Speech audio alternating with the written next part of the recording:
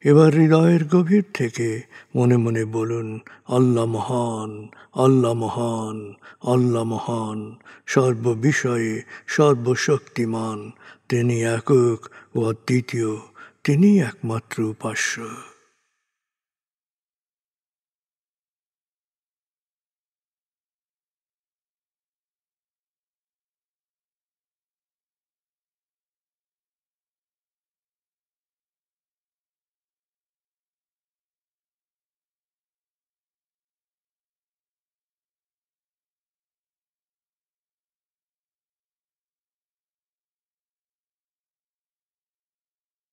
হৃদয়ের গভীর থেকে প্রার্থনা করুন, হে আল্লাহ, তুমি আমাদেরকে বিশ্বাসী, সৎকর্মশীল, সংঘবদ্ধ মানুষ হিসেবে কোয়ান্টাম ফাউন্ডেশনে একাত্ম করেছ।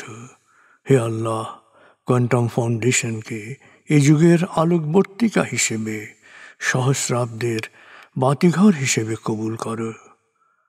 কোয়ান্টাম ঘরে ঘরে, মেডিটেশন ঘরে ঘরে এ অনুরণন সার্থক করো।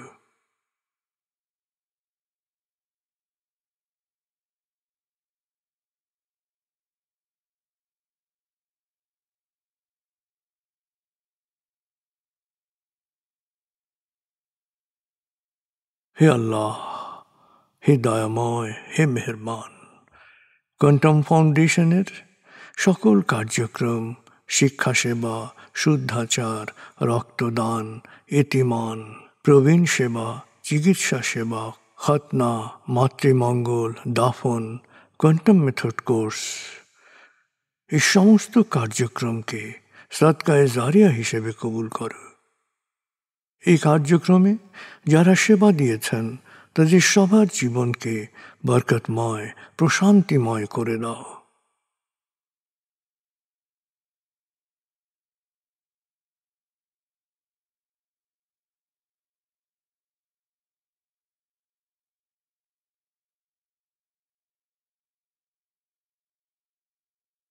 হে আল্লাহ, গত ৩০ বছর ধরে ফাউন্ডেশনের কাজগুলোকে গতিশীল রাখার জন্যে যারা নিয়মিত দান করেছেন, যারা এককালীন দান করেছেন, যারা জাকাত দিয়েছেন, যারা স্থাবর অস্থাবর সম্পত্তি দান করেছেন, তাদের সবার দানকে তুমি সৎ দান হিসেবে কবুল করো, সদকায়ে জারিয়া হিসেবে কবুল করো।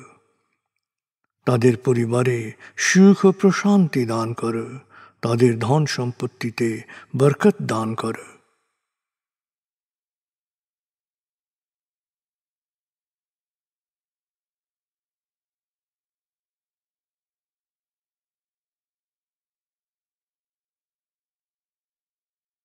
এবার দেশের জন্য দোয়া করুন, হে আল্লাহ, দেশের প্রতিটি মানুষ যেন প্রজ্ঞাপূর্ণ সিদ্ধান্ত নিয়ে নিজের কাজ সবচেয়ে ভালোভাবে করতে পারে, সবাইকে সে তৌফিক দাও। হে আল্লাহ, তুমি আমাদের তোমার বিশেষ অনুগ্রহ ভাজন জাতিতে পরিণত করেছ, অফুরন্ত অনুগ্রহ সম্পদ দিয়েছ, বিশ্বকে বিভিন্ন ক্ষেত্রে নেতৃত্ব দেওয়ার মতো মেধা ও মস্তিষ্ক দিয়েছ। আমরা যেন ভালো মানুষ, ভালো দেশে রূপান্তরিত হতে পারি, আমাদের সেই তৌফিক দাও।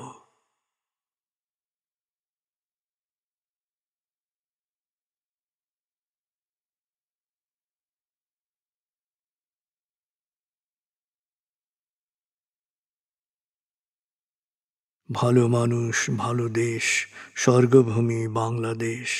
ভালো মানুষ, ভালো দেশ, স্বর্গভূমি বাংলাদেশ। ভালো মানুষ, ভালো দেশ, স্বর্গভূমি বাংলাদেশ। দেশের জন্যে প্রার্থনা করুন। দেশকে যেমন দেখতে চান সেভাবে প্রার্থনা করুন।